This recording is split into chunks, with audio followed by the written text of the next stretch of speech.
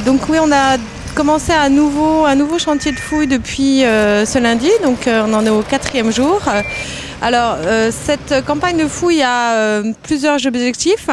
D'une part, en fait, poursuivre une fenêtre d'études qu'on avait entamée l'année dernière et qui permet à la fois de raccorder une rue antique, des aménagements de berges liés à l'installation du port gallo-romain et un probable bâtiment public thermal dont on s'explique encore assez mal la relation et la chronologie avec la fonction portuaire. On a comme objectif également de dégager un maximum d'espace lié en fait au stockage et à la vente des marchandises qui ont pu être affrétées jusque dans ce port gallo-romain.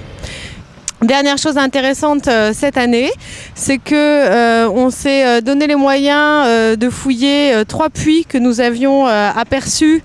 et partiellement fouillés il y a quelques temps maintenant.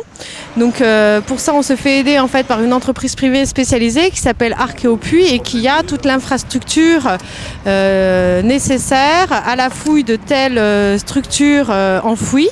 Et ça devrait nous donner des informations à la fois sur l'environnement ancien, c'est-à-dire en gros qu'est-ce qu'on a pu cultiver ou quelles espèces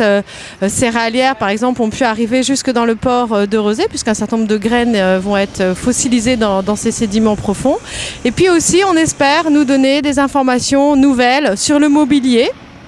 c'est-à-dire en gros sur tout ce qui a pu être jeté soit par hasard, soit volontairement à l'intérieur de ce puits et qui va nous éclairer sur les marchandises qui ont pu être stockées dans les entrepôts portuaires gallo-romains.